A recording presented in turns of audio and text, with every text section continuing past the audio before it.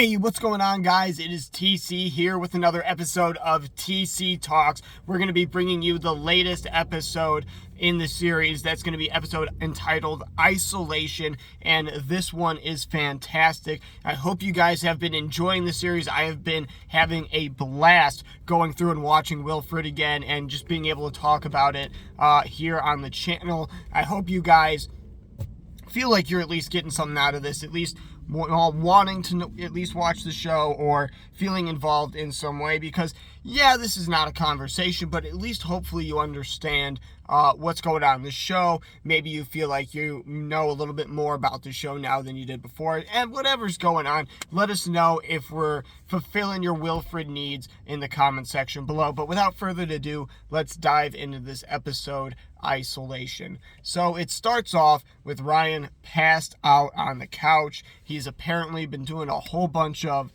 stuff that's been legalized in most places, either for medical or recreational use. You guys probably know what I'm talking about, but if you don't, well, then you know what, just go ask Scooby and Shaggy Doo what they've been doing to get that hungry. Anyway, we're going to be moving on to what happens next. Jenna comes and knocks on the door. Oh, hey, Ryan, I need something. You know, typical Jenna fashion, just trying to get something out of Ryan, like typical. And I know it's a bad stereotype to be pushing on women, but I'm not the one pushing on it. It's the show, okay? If you got a problem with that, take it up with the show. That's probably why it's off air, probably got lost with the times, but who knows? Who's to say? Either way, it's a great, phenomenal show. Don't be hating on it because of that. Jenna is a bad person, and there are some good people in the show that are women. She just so happens to be a bad one, so don't get too upset at that. Either way, Jenna comes asking for something and goes, hey, how was your trip? And Ryan's just like, what do you mean? I've been here the whole time. And she's just like, oh, I just, your blinds have been closed. I haven't seen you. And she just glances down, sees a giant drool mark on his shirt. And Ryan's just like, oh, I've been just chilling, hanging out, took a staycation, chilling. And Jenna's like, yeah, so can I borrow your chairs? And Ryan's like, for what? And she's like, you're kidding, right? You know exactly what I'm talking about. And Ryan's like, oh, yeah, the thing, yeah, of course you can borrow my chairs for the thing. She's like, so you're coming? I knew it. I told everybody you were coming. And Ryan goes, told who? And she's like, good one. All right, see you there. And Wlfred comes breaking in. Now, I know what you're thinking. Did he literally break in? There's no way he actually broke in. Well, you guys already know. It's Wlfred. Of course he broke in. He sends Bear through a window to go unlock the back door for him. But of course, Bear, being an inanimate object, is unable to do so. And Wlfred is just standing there with his hand in his pants as Ryan comes into the kitchen to see the scene that's unfolding.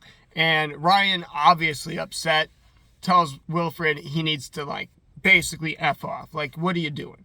And Wlfred just goes, what do you mean me? You don't even know what Jenna's talking about? Like, what do you mean? And Ryan goes, well, what is she talking about? What do you mean? Why should I know this? And then Wlfred just looks down at the table, sees that stuff Ryan's been going to town on, and is like, wow, that's, no wonder you don't remember all that. You've been going to town on this. And eventually, they end up going on this walk. Wlfred's walking around the town, saying hi to everybody. And Ryan's like, how do you know these people? And he's like, I know everybody. Like, how do you not know Gene? Gene, the lean green fighting machine. And Ryan's just like, dang, I am a loner. He doesn't verbally say that, but you see it on his face. He's just like, wow. And Wlfred's like, you got to get in the community. You're a pack animal just like I am. You need a community around you. People are starting to question if you're weird, and that's reflecting on me. So if you really could start to do something to kind of bring it back out and just kind of make it seem like I don't hang out with a loser, that would be fantastic. So Ryan just goes, oh yeah, absolutely. That's totally something I should do, totally. Just because you are inconvenienced, I'm going to change up my whole persona. I'm going to start hanging out with people. And he's like, no, I'm not going to do that.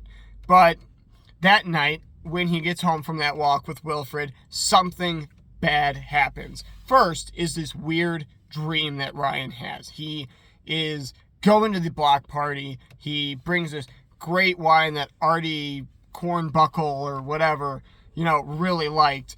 And it impresses all the neighbors. They're like, wow, we've been wondering who you are for so long. Like, this is fantastic. You're so cool and charming. Like, what do you do for a living? And Ryan just like, oh, yeah, about that. I don't really, hey, you want to open the wine? And everybody's just like,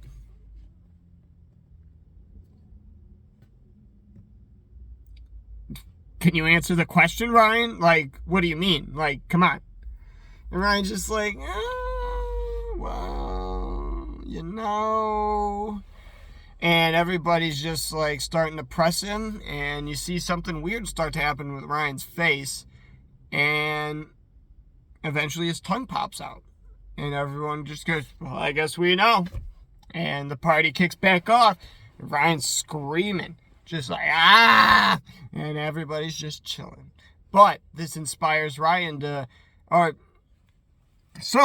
next thing that happens, reverse a little bit, guys, okay? So that dream happens, Ryan's waking up, and bam! Jenna's knocking at the door. Police are at this scene. It is a tense moment. Wlfred's out there in the lawn with a torch and pitchforks running around. And Ryan's like, what's going on? Somebody has broken into a bunch of cars in the neighborhood. The only one that was not burglarized was Ryan's. And Ryan is just like, what? I didn't do this. And he goes to address everybody and he says, I didn't do this. And he holds up his hand, and right here is a bandage wrapped around his hand. And right in the center, it's bleeding profusely through the bandage. And everybody's like, oh. And you're just like, no way, Ryan didn't do it, did he? And I'm not going to get into if he did it or not, but regardless of if he did or didn't do it, this inspires him to go to the block party, to do what he did not want to do. So I guess if you know that phrase well on this channel, when Ryan has to do something that he doesn't want to do, you typically know who's involved with that kind of action. It's typically our furry little friend Wlfred, but that's as far as I'll get into. If you guys want to know exactly what he did, go check out the episode. It's fantastic. So Ryan shows up and he's like, hey, I'm here. We're going to change. And he sees Wlfred and he's like, come on, buddy, you gotta help me out here. And he goes to talk to Jean, that, green Jean fighting machine that they saw in the walk earlier. Wlfred goes up to Jean, and Jean's like, yo, what's up, Wlfred? Pets the dog, chilling. And then Wlfred is talking, so Ryan's just standing there like a weirdo for like 15, 30 seconds, just letting Wlfred talk to Jean, and then eventually he's like, hey, I'm Ryan. Now, if I'm Jean, I would not have been like, oh, hey, Jean, I'd been like, getting away from this guy, I would be like, hi, walk away. Immediately. There's like no more conversation, no introductions. That's as far as we're going. I'm forgetting your name the second we walk away. First, because I'm bad with names, I'm probably going to need to be told your name 16 times before I remember it. But second, because you're a little weirdo, okay? I wasn't having a conversation with a dog, and that's the strangest thing about this series. Why is everyone acting like Ryan sitting there for 40 seconds with a dog talking to somebody is normal? No, it's not. You should be talking to someone when your dog's there, like, oh, hi, Wlfred. And then you should be able to be like, oh, hey, my name's Ryan. Immediately, right after the man is done petting the dog that you're walking with, So it's just a strange thing that always happens, and I don't really understand it. Let me know if you guys think that's weird too down in the comment section below. But moving on, Ryan is at the block party, and he blows it with Jean. He calls him Green Jean, the fighting machine. And Jean's just like, what did you call me? And Wlfred goes, oh, Ryan, you don't actually call him that. That's just a nickname. He cut his thumb in a gardening accident and it got gangrene. Okay? And Ryan's just like, you didn't think it was important to tell me that? And Wlfred's like, I shouldn't have had to, essentially. And Ryan goes to leave, because another neighbor's already mad at him too. And he's just like, you know what? That's it. He goes to walk away, and he sees this homeless man named Trash Face rifling through the garbage, eating the scraps, all that kind of stuff. And he's like, oh, I'm so embarrassed. I thought you would be at the block party. And, like the poor guy. I mean, talk about such a sweet man. I mean, he's over there eating somebody's garbage, and he's like, oh, I'm embarrassed. Like, sorry about this, like, not the other way around. Like, how will these guys see this guy and not be like, you know what, here's a ham sandwich for you, sir. Don't eat the trash, Because it's one thing if you're going to give them food, don't give them like $20 so they can go get some heroin. But, I know. They don't just buy heroin with their money. I was just making a joke. But, giving somebody a ham sandwich is what I'm saying is the least that you could do, essentially, Like, there's no harm in that. What are they going to do with a ham sandwich? Maybe trade their way up to get in that next needle? I don't know. But my point being is a ham sandwich would have been okay. And Ryan's kind of a jerk for not offering Trash Face a slice of cake or something. That's all I'm trying to say. So, especially when you see what Trash Face does. So what does Trash Face do that's so important? So Trash Face is like, hey, Ryan, you can't be like this. You got to make a connection in the world. Because right now you remind me a lot of myself. When I first came to this country, didn't speak the language. It was really difficult to make friends. And now I have nobody. I'm all alone and homeless. When I die, nobody's going to remember who I am. Nobody's going to care. Is that what you want for yourself? And Ryan's like, oh, yeah, that's great. Thanks for telling me. Now I know what my future is, being a homeless man getting peed on by Wlfred. And he's like, it doesn't have to be, dude. You could go and change. You can make a connection with people. And regardless of what happens at the end, because, maybe he does, maybe he doesn't, this is a very powerful moment, because it really kind of just shows you that even somebody at their lowest points, even somebody that most of society would say, you can't learn anything from them, you should avoid them, homeless people, just because of the way of their current status, it throws that in your face, and it says, no, these people understand human emotions, and they understand, social dynamics and all this stuff.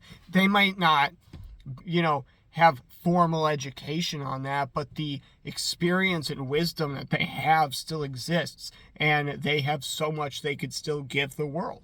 And I think that's a pretty interesting thing to put within this storyline, because it's all about, isolation and lonesomeness, and who is more isolated than homeless people? I mean, how many of us could even say that when we're in the street and we see a panhandler, maybe we don't want to give them money, but how many of us even stop to say hi, or, just introduce ourselves really quickly? Who does that?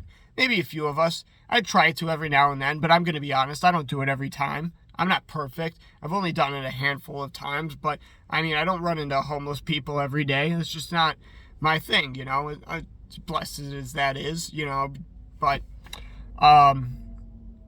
yeah, I mean, we all got to be better, but is my point. It's not something that honestly happens too much, and maybe that's something that needs to be corrected. Maybe that's something that we all need to recognize is a bad thing with our society, because, despite their status, they're still people. They're still able to communicate, and they have feelings and aspirations and all that as well. So Ryan ends up trying to recommit himself to his fellow man based off this experience, and it goes a long way. You really see Ryan try to change, and at the end of the episode, he ends up quitting smoking, kind of